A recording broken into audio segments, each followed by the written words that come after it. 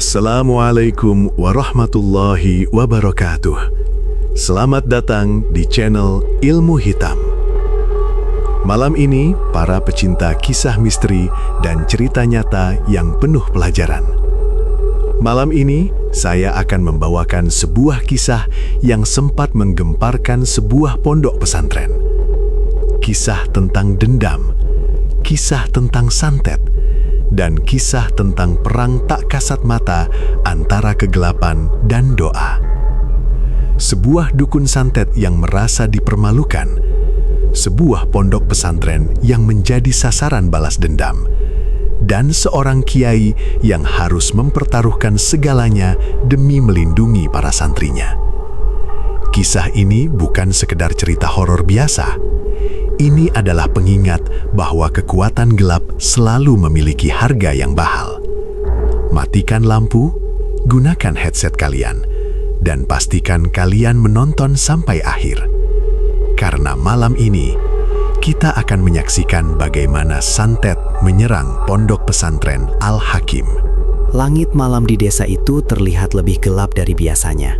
Awan tebal menutupi bulan, membuat halaman pondok pesantren Al-Hakim tampak suram. Lampu-lampu kuning di sepanjang teras asrama menyala redup, memantulkan bayangan panjang pohon kelapa yang bergoyang tertiup angin. Pesantren itu sudah berdiri puluhan tahun. Bangunannya sederhana, berdinding tembok putih yang mulai kusam dimakan usia.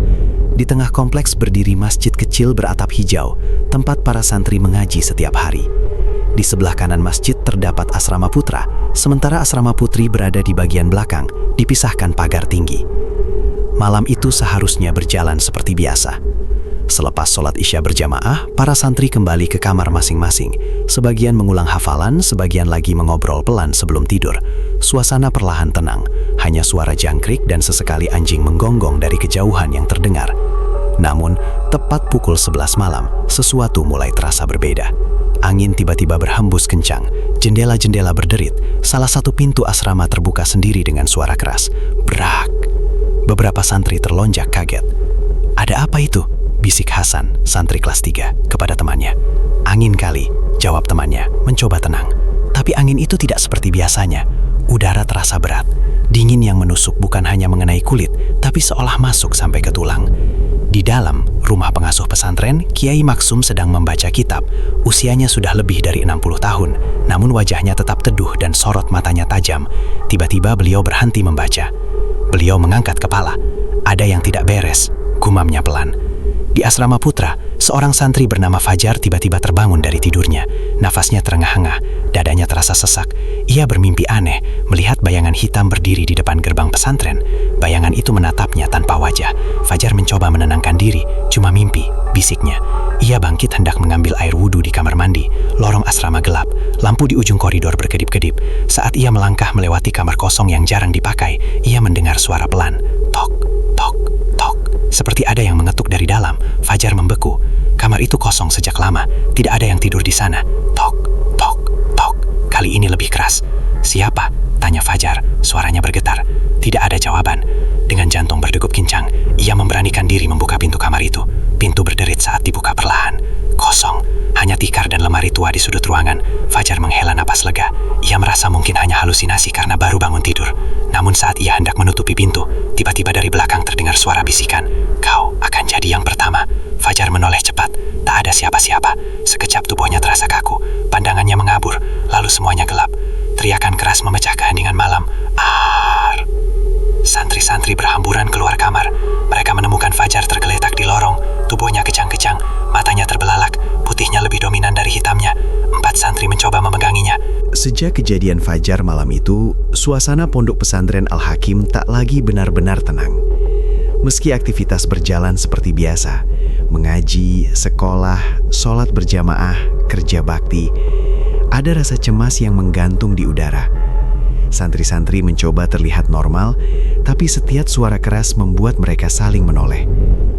Fajar sendiri lebih banyak diam, wajahnya pucat. Ia mengaku sering merasa seperti ada yang mengawasinya. Saat ditanya lebih jauh, ia hanya menggeleng. Ia benar-benar tidak ingat apa yang terjadi malam itu. Sementara itu, Kiai Maksum memperbanyak wiridnya. Setiap selesai sholat, beliau duduk lebih lama. Bibirnya tak henti bergerak membaca doa perlindungan. Beberapa ustadz senior juga diminta melakukan hal yang sama. Namun gangguan itu rupanya belum selesai. Malam kedua datang dengan sunyi yang ganjil. Langit cerah, bulan setengah menggantung pucat. Tidak ada angin kencang seperti malam sebelumnya. Justru terlalu tenang. Seolah-olah alam sedang menahan napas. Pukul 10 malam sebagian besar santri sudah berada di kamar masing-masing. Di asrama putra, Hasan dan 3 temannya masih mengulang hafalan pelajaran. Tiba-tiba, salah satu dari mereka, Rudi, memegang kepalanya. "Kenapa, Rud?" tanya Hasan. "Pusing, tiba-tiba pusing banget," jawab Rudi, wajahnya meringis. Belum sempat Hasan menanggapi, dari kamar sebelah terdengar suara benda jatuh. Brak, lalu teriakan. "Ah!" Santri-santri langsung keluar kamar. Di lorong mereka melihat Arman terjatuh dari tempat tidur. Tubuhnya kaku, matanya menatap kosong ke langit-langit. Belum selesai mereka panik, Rudi yang tadi mengeluh pusing tiba-tiba ikut terjatuh. Tubuhnya bergetar hebat. Hasan mundur selangkah. Ini kayak Fajar kemarin." Belum habis kalimatnya, lampu lorong mendadak padam. Gelap, teriakan makin ramai. Dari ujung lorong terdengar suara tangis dan tawa bercampur menjadi satu. Beberapa santri berusaha menyalakan lampu darurat.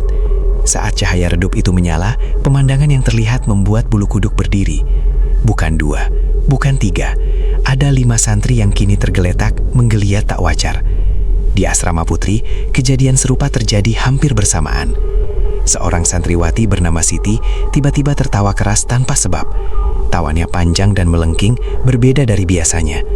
Teman-temannya mencoba menenangkannya, tapi Siti justru menatap mereka dengan mata merah dan berkata dengan suara berat, "Kalian semua akan pulang, satu persatu." Santriwati lain mulai menangis ketakutan. Pengurus asrama segera berlari menuju dalam memanggil Kiai Maksum. Ketika Kiai Maksum tiba di asrama putra, suasana sudah kacau. Beberapa santri menangis, beberapa membaca ayat kursi dengan suara gemetar. Beliau mengangkat tangan, memberi isyarat agar semua tenang.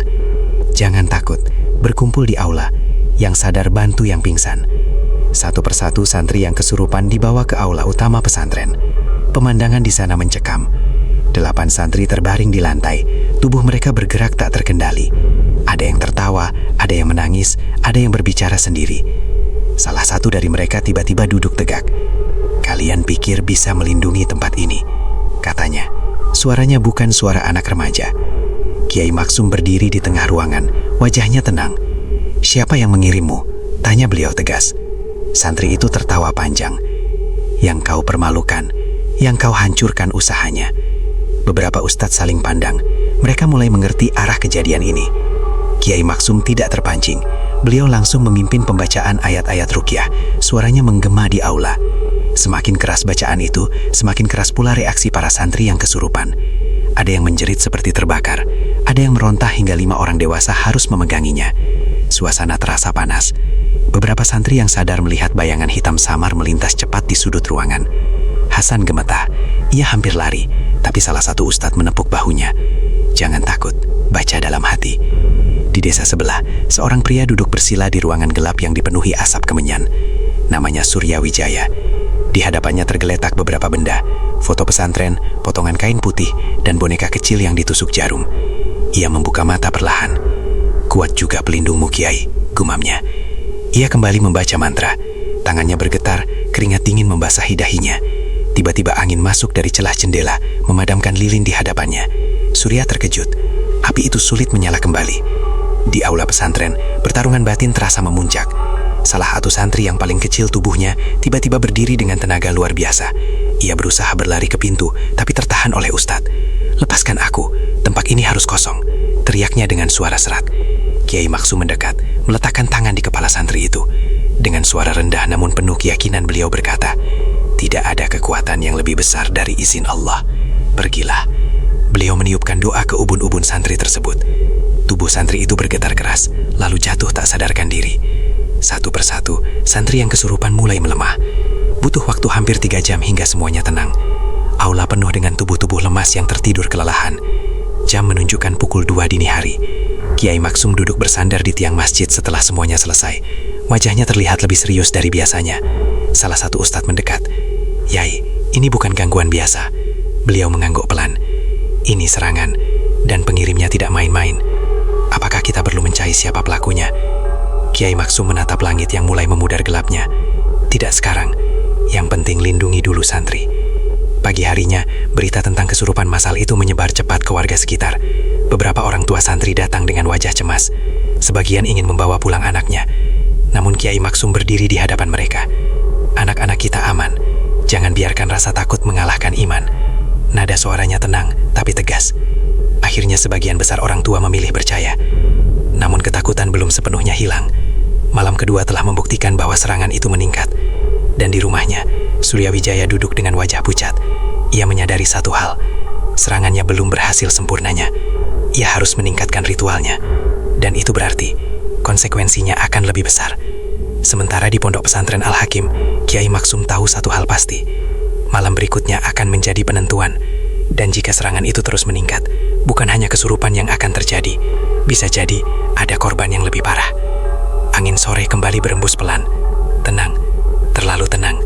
Seolah-olah alam sedang menahan napas.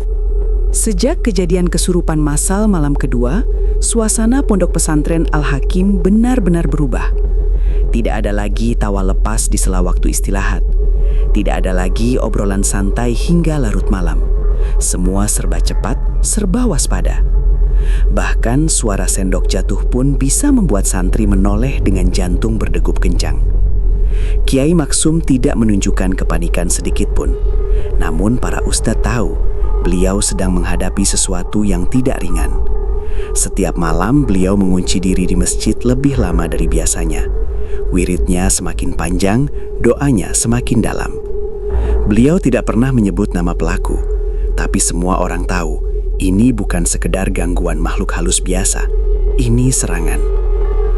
Hari ketiga berjalan relatif tenang.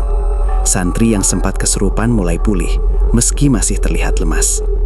Fajar dan Rudi duduk di serambi masjid sore itu, mencoba menghafal seperti biasa. "Lo ingat apa-apa nggak waktu itu?" tanya Hasan pelan. Rudi menggeleng.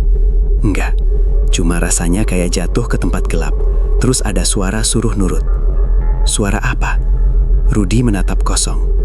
Suara yang bilang, "Pesantren ini harus kosong." Hasan menelan ludah. Kalimat itu sama seperti yang diucapkan saat kesurupan. Malam ketiga datang dengan firasat yang lebih buruk. Awan tebal kembali menutupi bulan. Angin mulai berhembus sejak maghrib. Pintu-pintu asrama ditutup lebih rapat dari biasanya. Sebelum tidur, Kiai Maksum mengungkulkan seluruh santri di aula. "Kita baca doa bersama. Apapun yang terjadi nanti malam, jangan panik, jangan lari, jangan berteriak histeris. Ingat, yang kita takutkan hanya Allah." Suara beliau tenang namun dalam. Santri-santri mengangguk. Doa dipanjatkan panjang malam itu. Namun sekitar pukul 1 dini hari, gangguan datang lebih keras dari sebelumnya. Tiba-tiba terdengar suara seperti benda berat diseret di atas atap asrama. Grek, grek. Beberapa santri terbangun. Suara itu berpindah-pindah, seolah ada sesuatu berjalan di atas genteng. Lalu terdengar dentuman keras. Duar. Lampu padam serentak. Gelap total. Teriakan mulai terdengar dari beberapa kamar. Hasan mencoba meraih senter di bawah bantalnya. Saat cahaya menyala, ia melihat sesuatu yang membuat darahnya serasa berhenti. Di ujung lorong, berdiri sosok hitam tinggi. Tidak jelas wajahnya. Diam. Lalu dalam sekejap, menghilang. Hasan gemetar hebat. Belum sempat ia memanggil teman-temannya, dari kamar sebelah terdengar jeritan panjang. Ar! Itu suara Fajar. Di kamar Fajar, pemandangan jauh lebih mengerikan dari 2 malam sebelumnya. Fajar tidak hanya kejang-kejang, tubuhnya terangkat sedikit dari kasur. Tangannya kaku ke atas, mulutnya terbuka lebar, tapi suara yang keluar bukan hanya satu. Seperti banyak suara berbicara bersamaan. Dia yang pertama, dia tumbalnya. Teman-temannya mencoba menarik tubuhnya, tapi seperti ada tenaga yang menahan dari atas. Kulit Fajar mulai memerah, nafasnya tersengal berat. Salah satu santri berlari memanggil Kiai Maksum. Ketika Kiai Maksum tiba, wajah beliau untuk pertama kalinya terlihat serius. Beliau langsung membaca ayat-ayat dengan suara lantang. Namun kali ini reaksi Fajar jauh lebih keras. Tubuhnya melayang lebih tinggi beberapa detik sebelum jatuh kembali ke kasur. Salah satu ustadz berbisik panik, "Yai, ini bukan cuma kesurupan." Kiai Maksum mendekat dan memegang dada Fajar. Nafasnya melemah. "Ini upaya tumbal," ucap beliau pelan. Kalimat itu membuat semua orang merinding. Di desa sebelah, Surya Wijaya duduk dalam lingkaran ritual yang lebih besar dari sebelumnya. Di sekelilingnya terdapat darah ayam hitam yang masih segar. Wajahnya pucat, matanya merah. "Ambil satu, cukup satu," gumamnya sambil menekan boneka kecil dengan jarum panjang. Tiba-tiba tubuhnya ikut bergetar. Keringat mengucur deras. Ia merasakan perlawanan yang sangat kuat. Di pesantren, kondisi Fajar makin memburuk. Nafasnya tersendat-sendat, matanya hampir terpejam seluruhnya. Beberapa santri mulai menangis. "Yai, tolong Yai." Kiai Maksum memejamkan mata, membaca doa lebih dalam. Tangannya menekan ubun-ubun Fajar. "Tidak ada yang bisa mengambil nyawa tanpa izin Allah," seru beliau tegas. Suara beliau menggema. Tiba-tiba Fajar menjerit sangat keras. Jeritan yang berbeda, jeritan kesakitan. Lalu tubuhnya terjatuh lemas. Sunyi. Semua menahan nafas. Beberapa detik terasa seperti menit yang panjang. Lalu, Fajar batu keras. Ia terengah-engah. Hidup. Santri-santri langsung sujud syukur. Namun gangguan belum berhenti. Di asrama putri, 2 santriwati mendadak pingsan bersamaan. Salah satunya bahkan mengeluarkan darah tipis dari hidung. Serangan malam itu tidak terpusat hanya pada satu orang. Seperti ada upaya mengalihkan perhatian. Kiai Maksum menyadari satu hal. Pengirim santet mulai nekat. Dan jika dibiarkan, korban bisa benar-benar jatuh. Menjelang subuh, suasana mulai mereda. Fajar selamat, tapi tubuhnya sangat lemah. Wajahnya pucat seperti kehilangan banyak tenaga. "Jar, kamu dengar saya?" tanya Hasan pelan. Fajar membuka mata perlahan. "Ada yang tarik aku ke tempat gelap, tapi ada cahaya yang narik balik," bisiknya lemah. Kiai Maksum menatapnya lama. Beliau tahu, malam ini bukan sekedar gangguan. Ini percobaan pembunuhan secara gaib. Pagi harinya, beliau mengumpulkan semua ustadz. "Kita tidak bisa hanya bertahan, kita harus memperkuat benteng pesantren." "Apa maksudnya, Yai?" "Kita buat doa bersama 3 malam berturut-turut, berkuat semua penjuru." Beliau juga meminta beberapa santri senior menggali tanah di 4 sudut pesantren untuk ditanamkan doa dan ayat-ayat sebagai simbol perlindungan. Pagi setelah malam hampir tumbal itu terasa lebih sunyi dari biasanya. Langit mendung menggantung rendah di atas pondok pesantren Al-Hakim. Burung-burung yang biasa bertengger di pohon mangga halaman depan tak terdengar berkicau. Santri-santri berjalan pelan menuju masjid untuk sholat subuh. Wajah mereka masih menyimpan ketakutan. Peristiwa Fajar yang hampir kehilangan nyawa benar-benar mengguncang mental mereka. Fajar sendiri terbaring lemah di kamarnya. Nafasnya sudah normal, tapi tubuhnya masih terasa seperti habis berlari jauh.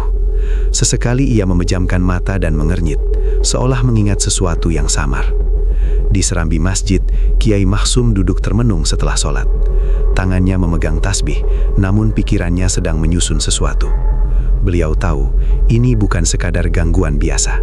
Sudah jelas ada tangan manusia di baliknya. Dan tangan itu dipenuhi dendam.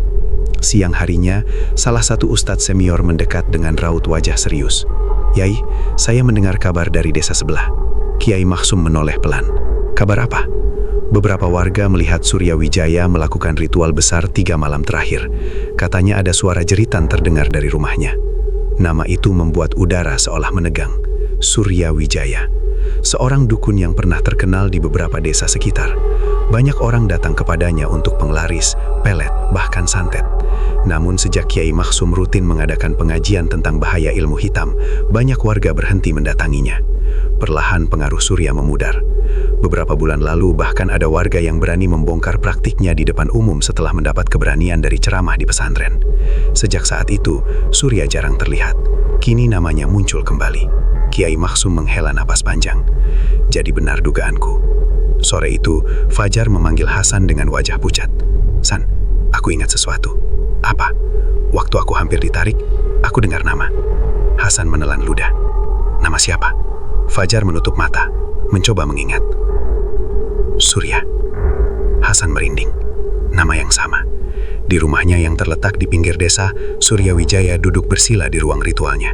Tubuhnya masih lemah, tapi matanya menyala penuh kebencian. Di depannya kini bukan hanya foto pesantren. Ada foto lama Kiai Maksum yang diambil dari kejauhan. Surya menatap foto itu tajam. "Kau yang memulai ini, Kiai." Ia teringat beberapa bulan lalu saat pengajiannya sepi. Orang-orang mulai menjauhinya. Bahkan ada yang berani menyebutnya penipu. Semua berubah setelah ceramah Kiai Maksum menyebar luas. Pendapatannya menurun drastis, harga dirinya hancur. Dan bagi Surya, harga diri lebih penting dari apapun. Ia mengambil sebilah pisau kecil dan menggores ujung jarinya. Tetes darah jatuh ke atas foto pesantren. Jika bukan satu, maka banyak. Malam itu, angin kembali berembus kencang. Namun berbeda dari malam-malam sebelumnya, kali ini terasa lebih panas. Beberapa santri mengeluh dadanya sesak tanpa sebab. Di asrama putri, seorang santriwati tiba-tiba berteriak histeris melihat bayangan hitam berdiri di depan cermin. Ketika teman-temannya mendekat, bayangan itu hilang. Di asrama putra, lampu kembali berkedip-kedip. Namun yang membuat semua orang benar-benar panik adalah suara azan yang terdengar di tengah malam. Azan itu bukan dari masjid. Suaranya berat, terdistorsi, dan terdengar dari arah kebun belakang pesantren. Santri-santri saling berpandangan. Itu bukan suara muadzin, bisik seseorang. Kiai Maksum segera berdiri. Jangan ada yang keluar. Beliau berjalan sendiri menuju halaman belakang. Suara azan palsu itu semakin jelas. Begitu beliau sampai di batas kebun, suara itu mendadak berhenti. Sunyi total. Namun di tanah dekat pagar, beliau menemukan sesuatu. Segumpal kain hitam yang terikat rapat, ditusuk beberapa jarum kecil. Beliau mengangkatnya dengan hati-hati. Wajahnya mengeras. Itu sudah masuk wilayah fisik. Gumamnya, santet bukan lagi hanya menyerang lewat kesurupan. Kini ada media yang ditanam langsung. Keesokan paginya, benda itu dikumpulkan di tengah aula. Malam kelima menjadi malam yang paling ditunggu sekaligus paling ditakuti oleh seluruh penghuni pondok pesantren Al-Hakim. Setelah nama Surya Wijaya terungkap, suasana pesantren tidak lagi sekedar tegang. Kini terasa seperti medan perang yang tak terlihat. Sejak sore, langit memerah aneh sebelum maghrib. Awan bergerak cepat seolah dikejar angin yang tak kasat mata. Beberapa warga desa bahkan memilih tidak keluar rumah malam itu karena firasat yang tidak enak. Di dalam pesantren, Kiai Maksum terlihat lebih banyak diam. Beliau tidak menunjukkan rasa takut sedikit pun, namun sorot matanya tajam dan waspada. Beliau tahu, serangan berikutnya bukan lagi ke santri. Targetnya adalah dirinya. Seusai salat Isya, beliau mengumpulkan seluruh ustadz di ruang tamu dalam. Mulai malam ini, jangan ada santri yang sendirian. Ucapnya pelan tapi tegas. Jika terjadi sesuatu pada saya, jangan panik. Fokus lindungi anak-anak. Ucapan itu membuat beberapa ustadz terdiam. Yai, jangan bilang begitu. Beliau hanya tersenyum tipis. Kalau ia ingin menjatuhkan pesantren, maka yang harus dijatuhkan dulu adalah pengasuhnya. Suasana hening. Di rumahnya yang gelap, Surya Wijaya duduk di tengah lingkaran ritual yang lebih besar dari sebelumnya. Di sekelilingnya terdapat tanah kuburan yang masih basah, kain kafan kecil, dan beberapa jarum panjang. Ia menatap foto Kiai Maksum dengan kebencian yang dalam. Kau lindungi mereka, sekarang siapa yang lindungi kau? Surya mulai membaca mantra lebih cepat dari biasanya. Suaranya serak, penuh tekanan. Api lilin di depannya membesar lalu mengecil tak wajar. Udara di ruangan itu berputar panas. Tiba-tiba jendela bergetar keras. Namun Surya tidak berhenti. Ia menusukkan jarum panjang tepat ke bagian dada foto Kiai Maksum. Rasakan. Di pesantren, tepat pukul 11 malam, Kiai Maksum yang sedang duduk membaca kitab tiba-tiba berhenti. Tangannya memegang dada. Nafasnya sedikit tersendat. Namun beliau tetap duduk tegak. Di luar, angin tiba-tiba berputar kencang. Daun-daun berterbangan seperti tersedot pusaran kecil. Hasan yang sedang ronda bersama beberapa santri senior merasakan hawa panas tiba-tiba menyelimuti halaman pesantren. Kenapa panas banget? Bisiknya. Tiba-tiba dari arah masjid terdengar suara keras. Brak, pintu masjid terbuka sendiri. Santri-santri langsung berlari ke arah suara. Mereka menemukan Kiai Maksum masih duduk, tapi wajahnya pucat. "Yai!" teriak salah satu ustadz. Beliau mengangkat tangan, memberi isyarat agar mereka tenang. Jangan panik. Namun saat beliau mencoba berdiri, tubuhnya goyah. Rasa sakit di dadanya semakin kuat, seolah ada sesuatu yang menekan dari dalam. Di rumahnya, Surya tersenyum tipis. Ia bisa merasakan perlawanan melemah. Sudah hampir. Namun tiba-tiba tubuhnya sendiri ikut bergetar hebat, seperti ada tenaga yang menolak balik serangannya. Lilin di depannya mendadak padam semua. Ruangan gelap total. Surya terkejut. Kau berani melawan? Ia kembali membaca mantra, kali ini lebih keras. Di pesantren, Kiai Maksum duduk kembali. Beliau memejamkan mata. Alih-alih menjerit kesakitan, beliau justru mulai membaca ayat suci dengan suara pelan tapi mantap. Semakin lama, suaranya semakin kuat. Santri-santri yang berada di masjid ikut membaca bersama. Suara bacaan itu menggema, membentuk irama yang kuat dan menyatu. Tiba-tiba kaca jendela masjid bergetar keras. Beberapa santri hampir berteriak ketakutan. Namun Kiai Maksum membuka mata dan berkata tegas, "Teruskan." Suara bacaan semakin lantang. Rasa sakit di dadanya perlahan berubah menjadi panas yang menjalar keluar. Beliau tahu, ini pertarungan langsung, bukan lagi melalui perantara. Di rumahnya, Surya tiba-tiba menjerit keras. Dadanya terasa seperti ditusuk balik. Jarum yang ia pegang jatuh ke lantai. Darah mengalir tipis dari sudut bibirnya. Apa ini? Ia mencoba berdiri, namun tubuhnya terhuyung. Lingkaran ritual di sekelilingnya mulai retak. Tanah yang ia susun berserakan. Untuk pertama kalinya, Surya merasa takut. Perlindungan yang ia kira bisa ditembus ternyata jauh lebih kuat dari yang ia bayangkan. Di pesantren, angin perlahan mereda. Pintu masjid yang tadi terbuka sendiri kini tertutup pelan. Udara panas berubah menjadi dingin sejuk. Kiai Maksum membuka mata. Rasa sakit di dadanya hilang. Beliau berdiri dengan perlahan. Sudah. Santri-santri menatap beliau dengan mata berkaca-kaca. "Yai, tadi itu." "Serangan langsung," jawab beliau singkat. Malam ke-6 terasa berbeda sejak sore hari. Langit di atas pondok pesantren Al-Hakim tampak kelabu pekat, meski belum memasuki musim hujan. Udara terasa pengap. Bahkan ayam-ayam milik warga sekitar terlihat gelisah dan tidak mau masuk kandang seperti biasanya. Sejak serangan langsung ke Kiai Maksum, suasana pesantren dijaga lebih ketat. Santri senior ronda bergantian. Doa bersama dilakukan setiap selesai sholat wajib. Tidak ada lagi yang berani menganggap remeh kejadian ini. Kiai Maksum terlihat lebih banyak berzikir di dalam masjid. Namun wajah beliau bukan wajah orang takut. Justru tampak seperti seseorang yang sudah siap menghadapi apapun yang akan datang. Beliau tahu satu hal. Jika Surya sudah nekat menyerang langsung dirinya, maka langkah berikutnya pasti lebih berbahaya. Dan benar saja. Di rumahnya yang terpencil di tepi desa, Surya Mijaya duduk dalam keadaan berbeda dari malam-malam sebelumnya. Tidak ada lagi lilin kecil biasa, tidak ada lagi ritual sederhana. Kali ini, ia membuat lingkaran besar dari campuran tanah kuburan, darah ayam hitam, dan abu dupa yang ditumbuk halus. Di tengah lingkaran itu terdapat kain kafan kecil yang diikat menyerupai boneka manusia. Di depannya, sebuah cermin besar berdiri tegak. Surya menatap bayangannya sendiri. Wajahnya pucat, matanya cekung. Tubuhnya semakin kurus karena tenaga yang terus terkuras. Namun dendam membuatnya tetap bertahan. Malam ini, selesai. Gumamnya lirih. Ia tahu risiko ritual ini sangat besar.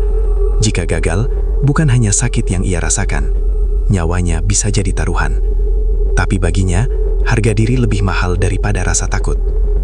Di pesantren, tepat setelah Isya, Kiai Maksum mengumpulkan seluruh santri. Malam ini, jangan ada yang tidur terlalu cepat. Kita isi dengan doa bersama. Nada suara beliau lebih dalam dari biasanya. Santri-santri duduk rapi di aula. Sebagian membaca Al-Quran, sebagian melafalkan wirid. Hasan duduk di barisan depan. Hatinya gelisah tanpa sebab. Fajar yang kini sudah lebih sehat juga ikut duduk bersila, meski wajahnya masih belum sepenuhnya pulih. Angin di luar mulai berputar pelan. Jam menunjukkan pukul 10 malam. Surya memulai ritualnya. Ia menyalakan 7 lilin hitam di sekeliling lingkaran. Asap dupa mengepul tebal memenuhi ruangan. Ia mulai membaca mantra dengan suara pelan, lalu semakin lama semakin cepat. Suara itu seperti bisikan yang bercampur dengan desisan. Cermin di depannya mulai berembun. Bayangannya terlihat bergerak tidak sinkron. Datang dan ambil yang menjadi penghalang. Ia menusukkan jarum panjang ke bagian kepala boneka kain. Angin di luar rumahnya tiba-tiba berputar kencang. Anjing-anjing desa melolong bersamaan. Di pesantren, lampu aula berkedip-kedip. Santri mulai saling menoleh. Tiba-tiba dari arah atap terdengar suara langkah berat.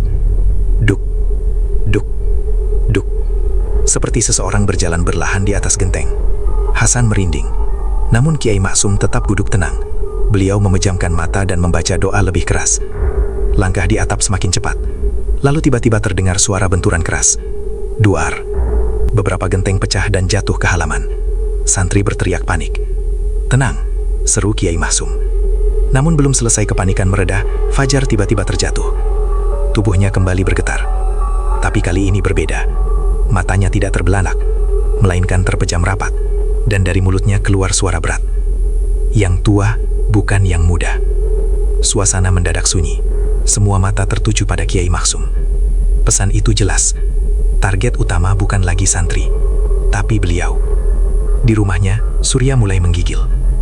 Keringat bercucuran deras. Ia menusukkan jarum kedua ke boneka kain, tepat di bagian dada. Pergi, hancurkan. Tiba-tiba cermin di depannya retak perlahan. Retak.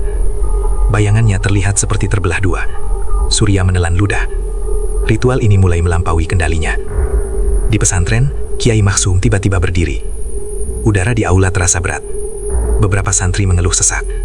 Beliau melangkah ke tengah ruangan dan mengangkat kedua tangan. Ya Allah, jika ini ujian, kuatkan kami. Nada suara beliau lantang dan penuh keyakinan. Semua santri ikut mengangkat tangan. Bacaan doa menggema kuat.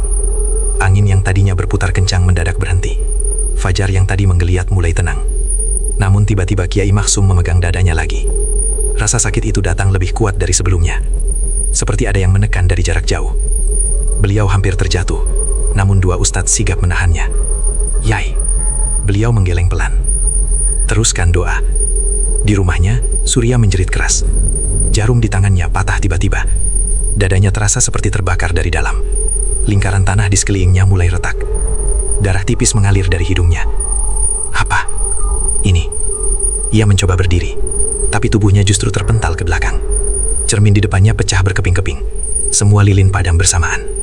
Ruangan gelap total. Untuk pertama kalinya, Surya merasakan sesuatu yang selama ini ia kirimkan pada orang lain. Rasa takut yang murni. Di pesantren, Kiai Maksum tiba-tiba menarik napas panjang. Rasa sakit di dadanya hilang mendadak. Udara di aula menjadi ringan. Lampu kembali stabil. Fajar terkulai lemas, tapi tidak lagi berbicara aneh. Beberapa santri menangis lega. Sudah selesai? Bisik Hasan.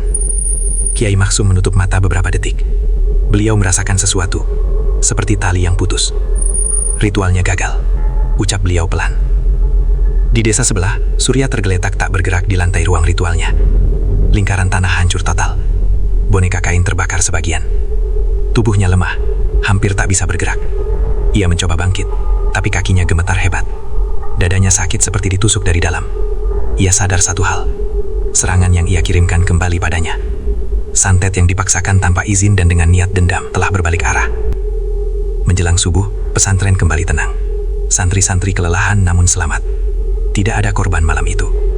Kiai Maksum duduk sendirian di serambi masjid, menatap langit yang mulai terang. Beliau tahu, ini belum benar-benar akhir. Namun kekuatan Surya sudah jauh melemah. Jika ia nekat mencoba lagi, bisa jadi tubuhnya sendiri tidak akan sanggup menahan. Dan di rumahnya, Surya hanya bisa berbaring lemah, menatap atap kayu yang mulai terlihat retak. Dendamnya yang besar kini berubah menjadi ketakutan. Ia berada di ambang keputusan. Terus melawan dan hancur, atau menyerah dan meminta ampun. Malam ke-6 telah menjadi puncak pertarungan. Dan santet itu mulai berbalik menghancurkan pengirimnya sendiri. Subuh setelah malam ritual terakhir terasa berbeda di pondok pesantren Al-Hakim. Udara lebih segar. Angin tidak lagi membawa hawa panas yang menekan dada. Santri-santri memang masih menyimpan ketakutan, tapi ada rasa lega yang perlahan tumbuh. Serangan besar itu terasa seperti puncak badai yang akhirnya berlalu. Namun di desa sebelah, badai justru baru dimulai. Surya Wijaya terbangun dalam keadaan tubuhnya hampir tak bisa digerakkan. Kepalanya berat, pandangannya berkunang-kunang. Ruang ritualnya berantakan. Cermin besar pecah, serpihannya berserakan di lantai. Bekas lingkaran tanah kuburan retak dan mengering, seperti tanah yang kehilangan daya. Dadanya terasa panas seperti dibakar dari dalam. Ia mencoba bangkit, namun tubuhnya justru terjatuh kembali. Untuk pertama kalinya dalam hidupnya sebagai dukun, Surya merasa benar-benar tidak berdaya. Ia teringat cerita dirinya sendiri semalam. Ia teringat sensasi tusukan yang kembali ke dadanya. Dan ia teringat satu hal yang selama ini ia abaikan. Ilmu yang ia gunakan tidak selalu bisa ia kendalikan. Sementara itu di pesantren, Kiai Maksum duduk bersama beberapa ustadz senior. Tenaganya sudah melemah, ucap beliau pelan. Ia yakin Tanya salah satu ustadz. Kemarin malam terasa seperti ikatan yang putus. Serangannya gagal total. Hasan yang kebetulan mengantar teh mendengar percakapan itu. Hatinya sedikit tenang. Namun Kiai Maksum menambahkan satu kalimat yang membuat suasana kembali serius. Orang yang terdesak bisa melakukan dua hal, bertaubat atau nekat terakhir kali. Di rumahnya, Surya mencoba berdiri dengan bersandar pada dinding kayu. Nafasnya berat, setiap langkah seperti menarik beban besar. Ia berjalan menuju cermin kecil di sudut ruangan. Saat melihat wajahnya sendiri, ia terdiam lama. Matanya cekung dalam, bibirnya pucat kebiruan. Ini akibatnya, bisiknya serak. Dendam yang ia pelihara berbulan-bulan kini memakan dirinya sendiri. Ia mencoba mengambil air minum, tapi tangannya gemetar hingga gelas terjatuh dan pecah. Dalam keheningan rumah itu, Surya mulai mendengar suara yang selama ini jarang ia dengar. Bukan bisikan makhluk gaib, bukan gema mantra, tapi suara hatinya sendiri. Suara yang bertanya pelan, "Untuk apa semua ini?" Hari itu Surya tidak melakukan ritual apapun. Ia hanya berbaring dan menahan rasa sakit yang datang bergelombang. Sore harinya, rasa panas di dadanya semakin menjadi. Seolah ada bara yang tertinggal dan tak kunjung padam. Ia mencoba membaca mantra penyembuhan, namun lidahnya keluh. Bacaan yang dulu lancar, kini terasa berat dan tak berdaya. Malam mulai turun. Dan untuk pertama kalinya dalam hidupnya, Surya takut pada malam. Takut pada kegelapan yang dulu ia jadikan teman. Di pesantren, suasana mulai normal. Santri kembali belajar seperti biasa, meski masih sering menoleh jika mendengar suara keras. Fajar sudah jauh lebih sehat. Bekas lebam di dadanya perlahan memudar. Hasan duduk di teras asrama sambil memandangi gerbang pesantren. "Menurutmu sudah selesai?" tanya Fajar. Hasan mengangkat bahu. "Semoga." Namun jauh di dalam hati mereka, masih ada bayangan ketakutan yang belum sepenuhnya hilang. Malam ketujuh tiba tanpa gangguan berarti. Tidak ada angin aneh. Tidak ada suara langkah di atap. Tidak ada kesurupan. Keheningan justru terasa janggal. Kiai Maksum tetap memperbanyak doa. Beliau tahu, badai besar sering menyisakan sisa-sisa yang tak terduga. Di rumahnya, Surya tidak bisa tidur. Setiap kali memejamkan mata, ia melihat bayangan lingkaran ritualnya yang hancur. Ia melihat pantulan dirinya di cermin yang retak. Ia merasakan kembali sensasi tusukan di dadanya. Ia mulai menyadari sesuatu yang sangat pahit. Sore itu, halaman pondok pesantren Al-Hakim dipenuhi suasana yang sulit dijelaskan. Tidak ada teriakan marah, tidak ada keributan, namun udara terasa berat oleh emosi yang bercampur antara lega, marah, takut, dan iba. Surya Wijaya masih berlutut di atas tanah. Tubuhnya gemetar, bukan karena ritual, bukan karena kekuatan gaib, tetapi karena rasa malu dan penyesalan yang akhirnya ia rasakan. Di hadapannya berdiri Kiai Maksum dengan wajah tenang seperti biasanya. Santri-santri mengelilingi mereka dengan jarak beberapa meter. Hasan dan Fajar berdiri paling depan. Jantung mereka masih berdetak cepat. Orang yang selama ini menjadi sumber kesurupan dan ketakutan kini ada di depan mereka dalam keadaan tak berdaya. "Kenapa kamu datang ke sini?" tanya Kiai Maksum dengan suara datar namun tidak keras. Surya menelan ludah, air matanya jatuh tanpa ia sadari. "Saya tidak sanggup lagi menahan sakit ini, Yai." Suaranya parau. "Semua yang saya kirim kembali pada saya. Dada saya seperti terbakar setiap malam." Beberapa santri saling pandang. Mereka teringat malam-malam mencekam yang hampir merenggut nyawa Hajar. Kiai Maksum tidak langsung menjawab. Beliau menatap Surya lama, seolah membaca isi hatinya. "Apakah kamu datang untuk berhenti, atau untuk mencari cara menyerang lagi?" tanya beliau pelan. Pertanyaan itu seperti pisau tajam yang menembus sisa-sisa ego Surya. "Saya datang untuk berhenti," jawabnya lirih. "Saya salah, saya kalah. Bukan oleh kekuatan Yai, tapi oleh diri saya sendiri." Keheningan menyelimuti halaman. Kiai Maksum memberi isyarat kepada para santri untuk kembali ke aktivitas masing-masing. Namun sebagian tetap berdiri dari kejauhan, menyaksikan momen yang terasa seperti sejarah kecil bagi pesantren itu. "Bangunlah," ucap Kiai Maksum. Surya mencoba berdiri, namun tubuhnya goyah. Hasan refleks maju menahan, Tapi Surya menolak dengan halus. "Aku masih bisa," katanya pelan. Kiai Maksum mengajak Surya masuk ke serambi masjid. Di sana hanya ada mereka berdua dan 2 ustadz senior sebagai saksi. Surya duduk bersila dengan napas berat. "Semua bermula karena saya merasa dipermalukan," katanya perlahan. "Orang-orang berhenti datang ke rumah saya. Mereka bilang saya penipu. Mereka berhenti percaya karena ceramah Yai." Ia menunduk dalam. "Saya marah. Saya tidak terima. Saya kirim gangguan kecil dulu, lalu semakin besar, sampai hampir mengambil nyawa anak itu."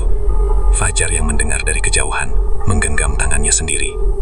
Kiai Maksum tetap tenang. "Dan sekarang?" tanya beliau.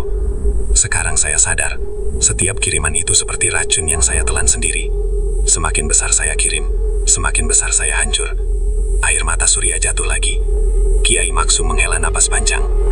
"Ilmu itu sendiri bukan yang jahat," ucap beliau pelan. "Yang membuatnya jahat adalah niat dan tujuan. Kau memelihara dendam. Dendam itu yang membakar dirimu." Surya terdiam. "Kalau saya ingin berhenti, apa masih bisa?" tanyanya ragu. Pertanyaan itu bukan lagi penuh ego. Malam itu terasa berbeda dari malam-malam sebelumnya. Langit di atas pondok pesantren Al-Hakim tampak kelabu pekat, seolah awan gelap menggantung lebih rendah dari biasanya. Angin berembus pelan, namun dingin menusuk tulang. Suasana sunyi, terlalu sunyi. Jam dinding di ruang tamu rumah Kiai Maksum menunjukkan pukul 23.47. Biasanya di jam seperti ini, suasana pondok masih terdengar lirih suara santri yang murojaah hafalan atau bisik-bisik doa sebelum tidur. Tapi malam itu, tidak ada apa-apa. Hening. Kiai Maksum duduk bersila di ruang tengah. Tasbih di tangan kanannya bergerak perlahan. Wajahnya terlihat lebih pucat dari biasanya, namun sorot matanya tajam, penuh kewaspadaan. Di depannya, beberapa ustadz senior duduk mengelilingi beliau. "Yai," bisik Ustadz Harun. "Sejak maghrib tadi, angin terasa aneh. Beberapa santri mengaku mimpi buruk sebelum Isya." Kiai Maksum mengangguk pelan. "Saya sudah merasakannya." "Dia datang lagi." Ustadz Harun menelan ludah. "Dukun itu, Yai." Kiai Maksum memejamkan mata sebentar. "Bukan hanya dia. Kali ini dia tidak sendiri." Tiba-tiba, brak. Sebuah suara keras terdengar dari arah Asrama Putra. Semua ustadz langsung berdiri. "Dari kamar santri kelas 3, teriak seseorang dari luar. Kiai Maksum bangkit cepat. Langkahnya mantap meski usianya sudah tidak muda lagi. Begitu mereka tiba di depan kamar, suasana sudah kacau. Beberapa santri berteriak ketakutan. Ada yang menangis, ada yang memegang temannya yang tubuhnya bergetar hebat. Di tengah kamar, seorang santri bernama Raffi tergeletak di lantai. Matanya terbalik putih, tubuhnya melengkung kaku. "Pegang dia," perintah Ustadz Harun. Tapi tiba-tiba, Raffi bangkit dengan gerakan yang tidak wajar. Lehernya menoleh berlahan dengan bunyi krek, krek. Dan suara yang keluar dari mulutnya bukan suara anak remaja, melainkan suara berat, serak, penuh kebencian. "Kiai Maksum, kau pikir bisa menghentikanku?" Semua yang ada di ruangan langsung membeku. Kiai Maksum melangkah maju. "Aku tahu siapa yang mengirimmu." Raffi, atau apapun yang merasukinya, tertawa panjang. Tawa yang menggema seperti datang dari sumur dalam. "Kau telah menggagalkan Tuhanku. Sekarang pondok ini akan merasakan akibatnya." Tiba-tiba tubuh Raffi terlempar ke dinding tanpa disentuh siapapun. Beberapa santri menjerit. Kiai Maksum segar membaca ayat-ayat Al-Quran dengan suara lantang. Ruangan terasa bergetar oleh bacaan beliau. Angin mendadak berputar di dalam kamar meski semua jendela tertutup. Raffi menjerit kesakitan.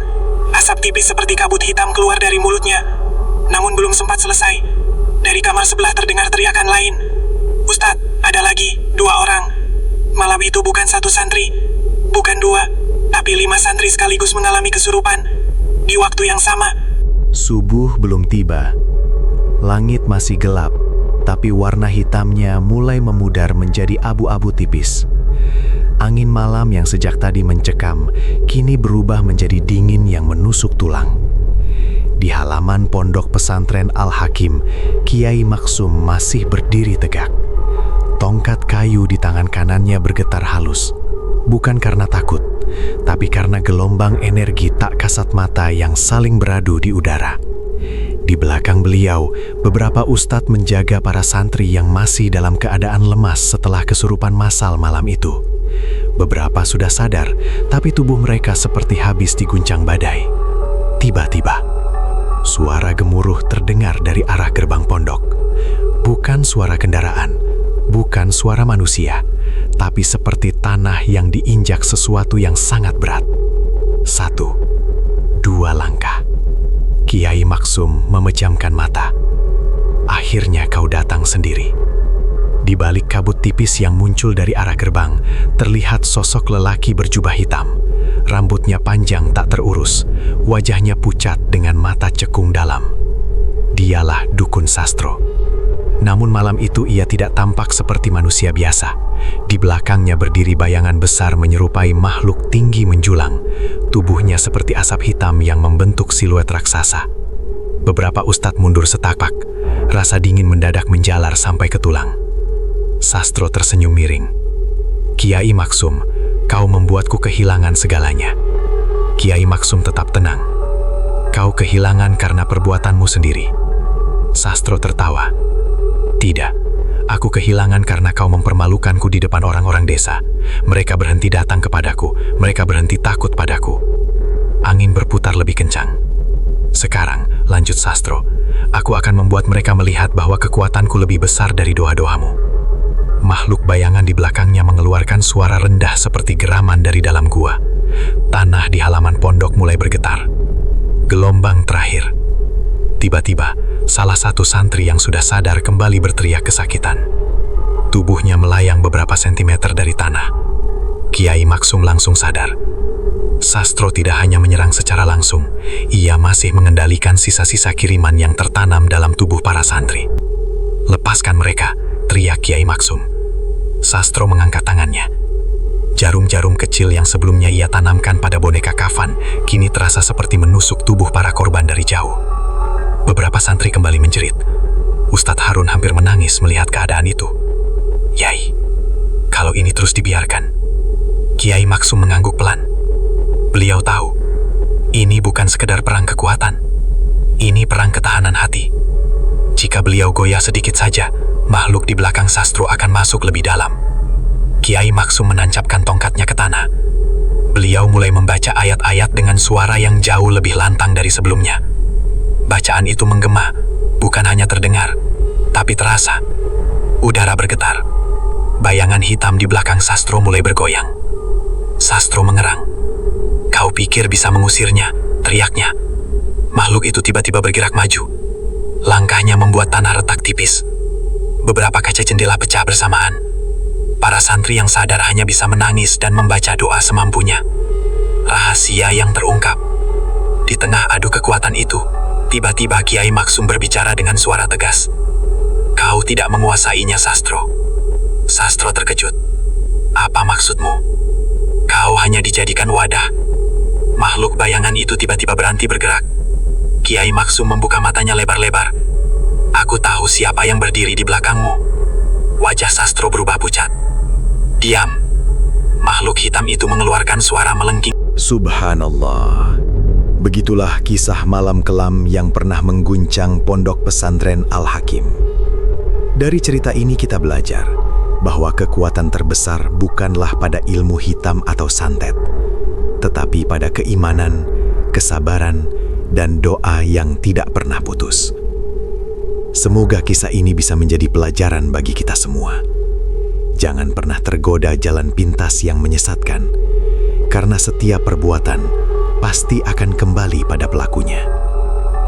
Jika kalian suka dengan cerita seperti ini, jangan lupa dukung channel ini dengan like, komentar, dan subscribe, agar kami bisa terus menghadirkan kisah-kisah penuh misteri dan hikmah lainnya.